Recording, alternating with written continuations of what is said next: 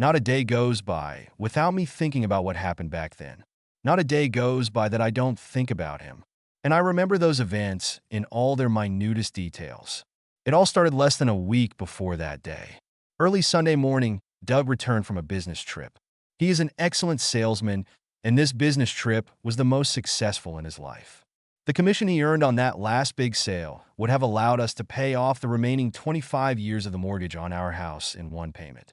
Despite the staggering scale of his success, Doug was acting strangely. It was difficult for him to meet my eyes, and he was unusually silent. I asked my husband what happened, but he denied that he had any problems. Lying is not in Doug's nature at all, and he has never been able to hide anything from me. So, I didn't even have to put pressure on him. On the evening of the same Sunday, he confessed everything himself. You know what kind of things I have to do to establish contact with clients? Jerem, to informally lubricate the wheels, so to speak. He began clearly feeling out of place. In general, the client wanted to celebrate a successful deal, and we were brought to the bar. I objected, but that was what they wanted, and you know how they say, you have to do everything that depends on you to make your client happy and satisfied. So this is your big problem? I asked my husband angrily, frowning. Did they bring you to the club? No, no. I refused. Doug replied hastily. They moved the party from the bar to the hotel and hired one of the girls for a private show. I had a drink with them, and it was getting harder and harder to object to everything this. My husband guiltily averted his eyes as he continued his story. In general, it seems that they paid her not only for pleasure. Those guys, both of them and Tom, in general, they used a girl. I wasn't interested in any of this, but, even for someone sitting on the sidelines, it was pretty hot. These confessions sent a rush of heat to my head. My nails dug into my palms and almost darkened my eyes. I was about to tear him into small pieces, but at the last moment I decided to wait a bit. Maybe it wasn't as bad as I thought it would be. Then all three of them started chanting that it was my turn now, but I categorically refused. This girl, she came over and hugged me. She was very beautiful, but I told them anyway that I would not cheat on you. Yes, it was like Doug. But then why was he still telling me this story? And then Larry. Well, the guy who signed the contract said, okay, they won't do anything that could harm my marriage. They won't force me to cheat on you. I admit, I was more angry than ever, feeling cheated and insulted to the core. How could the love of my life do such a treacherous thing to me? I've never cheated on him myself, and there's no way I could stick a knife in his back. There's nothing you can do, but I can. You're going to pay me for this. I spat, and then pushed back my chair and stormed out of the room. I needed to think carefully about what I should do to get even with him. The first thing I did was grab his pillow and throw it on the bed in the guest bedroom. I banished Doug there for the rest of the week. Then, after some brainstorming, I came up with a plan for how I should take revenge on him and made all the necessary preparations in the next couple of days. On Saturday at lunch, I started putting my plan into action by putting some sleeping pills in his coffee. After we ate, Doug told me he was tired and was going upstairs to take a nap. I took our baby to the nursery and put her to bed. Now she will sleep for the rest of the day. I gave him an hour, and then I went up to the bedroom myself to check on him. Great. My husband was sleeping like the dead, and that's what I needed. I took the rope I bought last week and slowly, methodically tied him to the bed. When I finished my work, I tightened all the ropes securely and checked the knots, in case he woke up, but his sleep was too strong to even move. I swaddled Doug so tightly and thoroughly that he couldn't get free on his own. Then I made a phone call. Downstairs, I unlocked the front door and returned to the bedroom to wait for my seriously delinquent husband to wake up. I was reading a book waiting for this moment. It took another hour or so. What? What the hell have you done, Helen? Finally, Doug's voice came from the bed. I can't move. What's going on here? Isn't it obvious? I replied, putting down the book and moving closer to the bed. I gave you sleeping pills to get control of you, and then I tied you up. Now I'm going to get back at you a little bit. You know Henry Marks, don't you? Of course, my husband knew Henry because he worked in the same company with him. The key point of my plan was that Doug hated this man. Henry has always been a cocky, arrogant type. On the whole, an extremely unpleasant lout. I'm going to go downstairs and make love to him until I'm completely exhausted. But don't worry, you won't miss a single moment of it. I'm going to have fun with him, and he's going to take me down there in the playroom in every way. All this will be captured on the nanny's camera. And when Henry and I are done, I'll bring the video here and demonstrate the recording especially for you. You'll wait for us here, won't you, darling? Straining his muscles, Doug tried to jerk several times, but the ropes held him tightly. Then he groaned like a trapped, wounded animal. Hayden, breathing raggedly, he tried to appeal to my feelings and reason. You're going to make love to whoever I work with, and for as long as you want. It's simple.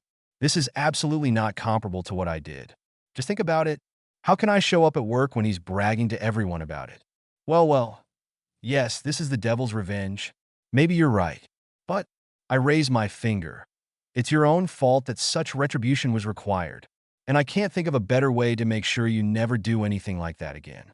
And I'm pretty sure none of those hot secretaries in your office would be interested in a man whose wife invited a piece of shit like Henry to use her in front of you. Well, practically in front of your eyes. Helen, don't do this, Doug shouted in desperate impotence, once again unsuccessfully trying to break the ropes tightly binding his body. Doug, why are you shouting? You don't want to wake up the baby, do you? I told him reproachfully. Doug, I love you so much. Believe me, I'm doing this for us. I'm doing this so that we don't have to face such a crisis anymore. I explained my actions to my husband like a small, stubborn boy. He tried to shout something, but I couldn't make out the words. I'll see you later, dear, stroking his cheek. I got out of bed and left the bedroom. I left to join the impatient Henry, who was waiting for me in the playroom. He wasn't just confident after I invited him to this revenge session. He was smirking in anticipation of the beginning. However, I decided myself that if I was going to do this, I should at least try to enjoy the process. I placed about a dozen candles and lit them one by one to create a romantic atmosphere in the video and thereby cause Doug maximum pain. When I was done, I dimmed the lights and turned on the music in the stereo. Take off your shoes, you fool, I whispered, not forgetting to smile at the camera. According to my script, Henry was supposed to appear in the video as a skirt hunter. I could only hope that when it came down to it, he wouldn't turn out to be as clumsy a fool as he had seemed until now. He fumbled with his shoes and laces, managing to almost bump his ass up. At the sight of this, I even had to suppress the laughter that almost escaped me. When he was finally ready, I took his hand and led him to the couch. Come on, make me feel good, lover, I cooed, leaning back on the couch and pulling him along with me. To be honest, Henry turned out to be at least a skilled lover. I understood why Doug didn't like him. Henry himself, with his brusqueness, impudence, and greasy, undressing gaze, was a rather unpleasant guy, although outwardly he did not make a repulsive impression. Damn, I need to start thinking in less clinical terms if I want to enjoy this. With unexpected force, I pushed him away from me. The curtains and the sofa were on fire. A candle, knocked over by a blow from the end table and falling to the floor, ignited everything around us while we, forgetting everything, enjoyed each other. For a moment I panicked and petrified, stared in fascination at how the flames quickly engulfed most of the room. Then, suddenly coming to my senses, I began to act. Call 911. Call a fire department quickly. The phone is in the kitchen. I shouted to Henry, who was fidgeting beside me. Carla. I turned abruptly and ran up 2 flights of stairs to the nursery. Snatching my daughter out of the crib and hugging her to me, I opened the drawer of the changing table with my free hand and took out a warm blanket to wrap the whimpering baby in it. I thundered down the stairs and out the front door. A disheveled Henry was already there, shuffling around in the front yard in his pants and shirt. He even managed to grab his shoes. Oh, my God, Doug, the thought hit me. I shoved Henry at Carl and stumbled back into the house. The stairs leading up are already in flames. I tried to run up the stairs, but the infernal heat that blew over me was unbearable. My hair cracked, and my face was scorched by the hot air. Coughing violently, my eyes watering, I stepped back, realizing in hopeless horror that I would never be able to get to the bedroom and come back down safely. Staggering like a blind man, I stumbled out into the street to the approaching wail of sirens and the flashing lights of fire trucks. I rushed to the first firefighter I saw. Rather, my husband. He's in there, in the back bedroom, and he can't get out, I exclaimed, clinging to a young firefighter in a hard hat. Where is it? He said abruptly. On the left, if you look from the backyard. Please help, save him, I begged. Jack, get the ladder quickly, he ordered his partner, looking around the smoking house with the flames shooting out with a concentrated, appraising gaze. They ran around the back of the house, put a ladder against the wall, and climbed up. The first firefighter smashed a window with an axe to get into the house and dived inside. His partner Jack followed, right behind him. The second seemed like an eternity, but a minute later, both firefighters climbed out of the window and down the stairs to the ground. I'm sorry, lady, he sighed regretfully, wearily pulling off the helmet from his sooty face. We had to get out of there otherwise. Everything is very bad there, and I couldn't untie your husband in any way. What the hell were you doing there? I didn't have an answer to that. I remember every detail of that terrible day. I think about it every night, sitting here in my cell, prisoner number 24601. I voluntarily pleaded guilty to manslaughter. Vicious indifference, too. That's what they officially called it in court.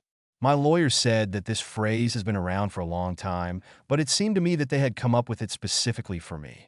There couldn't be a better description. I received 5 years for criminal neglect of my husband's life. This is the simplest and easiest part of my current life. They tell me when to get up. They tell me when to go to bed.